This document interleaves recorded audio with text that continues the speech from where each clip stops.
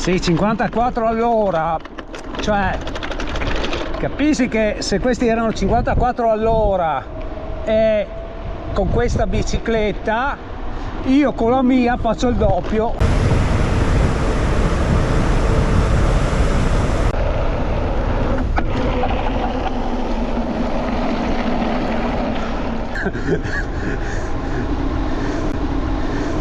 Con la mia muscolare vecchia, non so quanti 50 all'ora siano.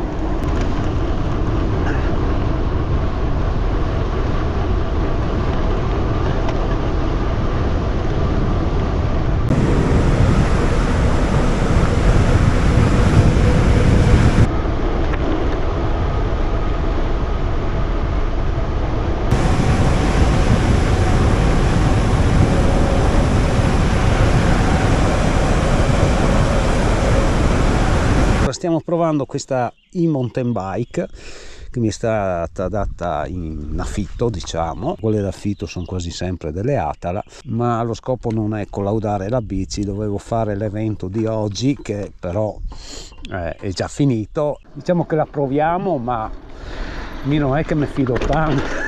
La forcella Gesù, poi non ho i pedali miei, per cui non ho i flat, quei pedali normali su adesso.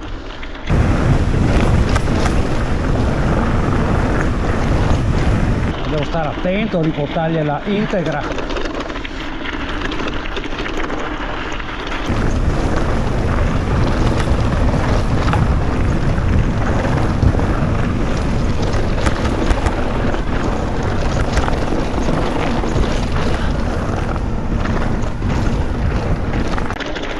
Come le persone normali e non a bomba.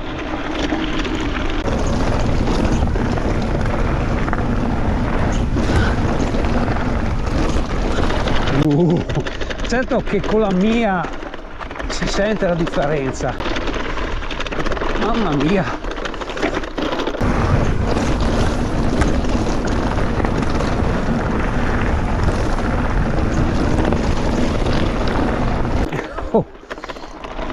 Ok che non è un enduro, ok che non ha la forcella da 160, però ha le ruote da 29, ma poi faccio anche molta fatica a tirarla su e a saltare le canalette qua.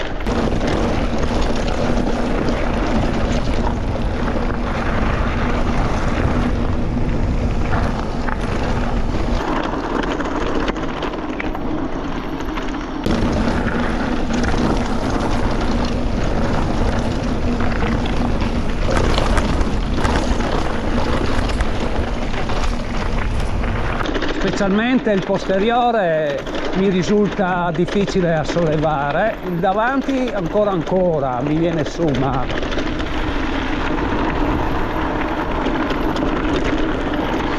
il rebound non è benissimo di questa forcella.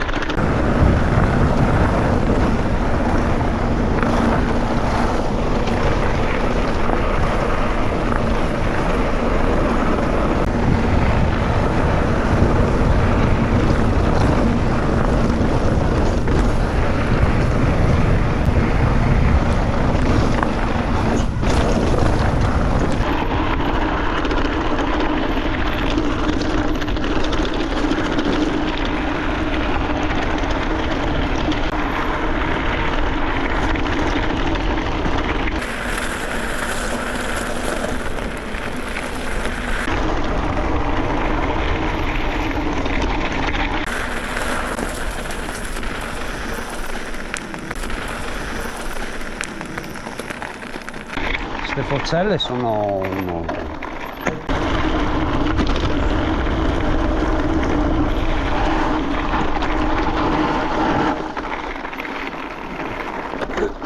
ho paura di fare le curve con sta bici.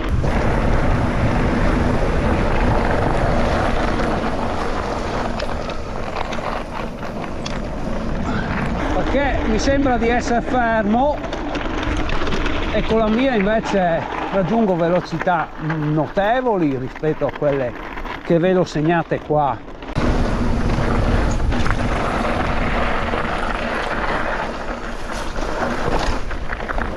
perché qui mi dà valori alti di velocità, adesso mi dà 35.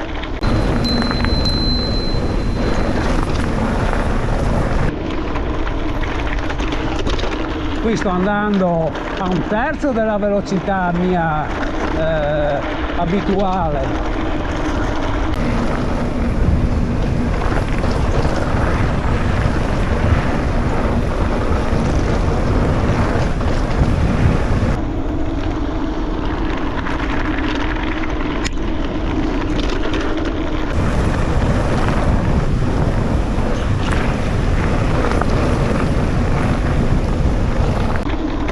Sente molto la differenza, qua devo proprio andare piano, pelato.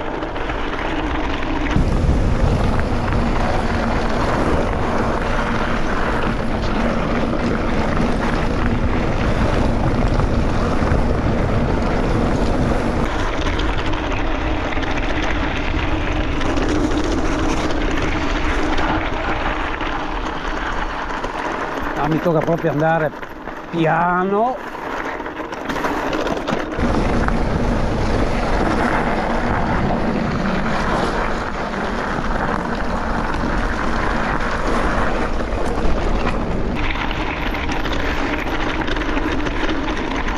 Infatti mi sembrava strano che c'erano delle persone che avevano queste stesse mountain bike e mi dicevano che toccavano 60 km all'ora e ho detto: ma come, non li tocco io con la mia e sono una scheggia? Sono sovrastimati di un buon 20-30% secondo me.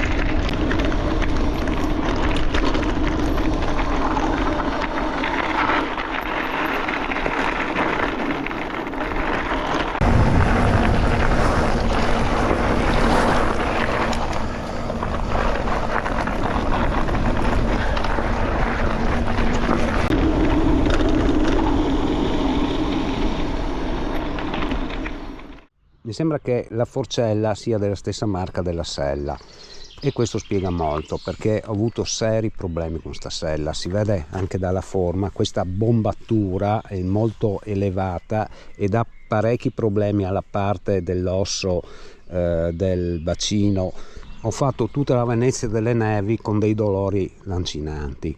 Poi finalmente, quando sono arrivato in Malga, ho preso gli attrezzi che avevano lì e sono riuscito a regolarla, cosa che consiglio a tutti quanti. Quando andate a affittare una bici, andate subito a vedere come è settata la sella, se siete comodi, perché questo potrebbe influire moltissimo sulla vostra esperienza di guida e soprattutto sulla vostra giornata. Potrebbe essere una bella giornata con una bella escursione o una pessima giornata con una escursione molto dolorosa, dovuta appunto alla posizione della sella. Ognuno ha un culo suo e lo usa a modo suo, cioè usa dei settaggi di selle. In manubrio vedo spesso che sui rent bike, quelli che affittano le bici elettriche, hanno dei settaggi fuori di testa, specialmente quelli che hanno questo tipo di manubrio che è quasi piatto ma non lo è del tutto. Il rise deve essere positivo perché la guida deve essere così, invece lo girano al contrario come fosse una bici da corsa, perché girandolo verso il basso potresti scivolare con le mani e non dare sufficiente forza, abbassare i gomiti e non caricare col peso. In più hanno i comandi del cambio spostati verso l'esterno a filo con la manopola e i manettini del cambio vanno a occupare lo spazio che invece deve occupare la mano, così, per impugnare bene il manubrio solidamente.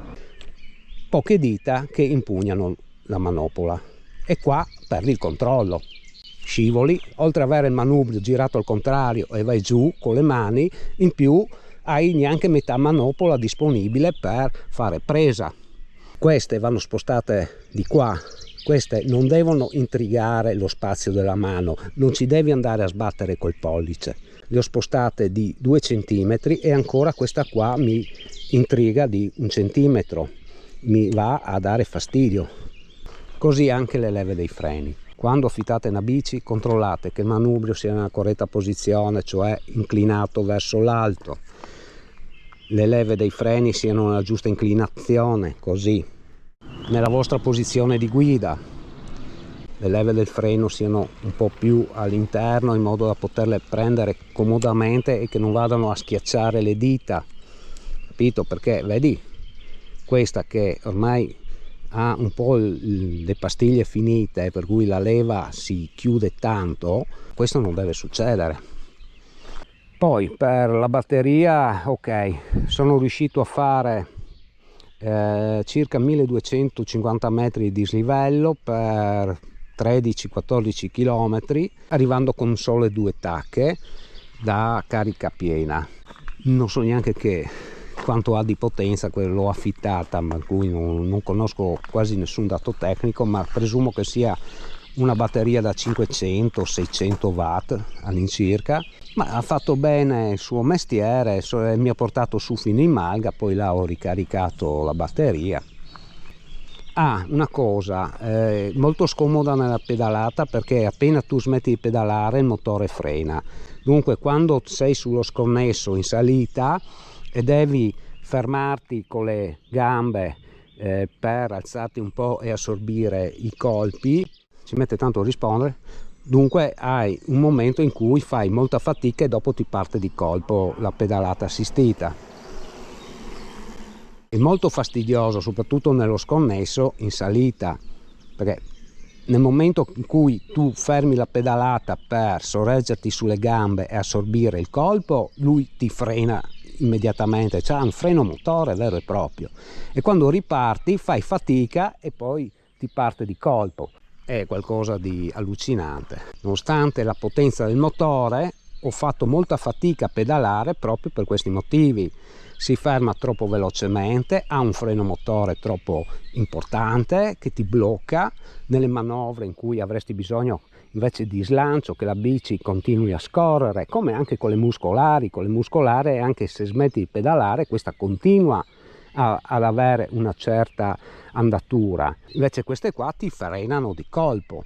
Ricarica ci è voluto un bel po', le prime 3 tacche, 4 tacche nell'arco di un'ora, le ultime 2 un'infinità di tempo. Vi dico e vi ripeto, quando prendete una bici in affitto controllate bene prima che sia tutto impostato con le vostre misure e che sia comoda. Manubrio nella giusta posizione, le leve nella giusta posizione, non troppo alte né troppo basse, non troppo esterne. Forcella lasciamo perdere. Stessa marca della sella, mi pare RC, credo siano tutte e due. Se è stata dolorosa la sella, non vi dico la forcella.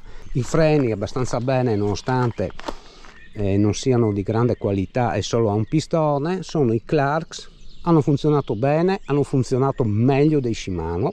2 pistoni la pinza, ma andava bene.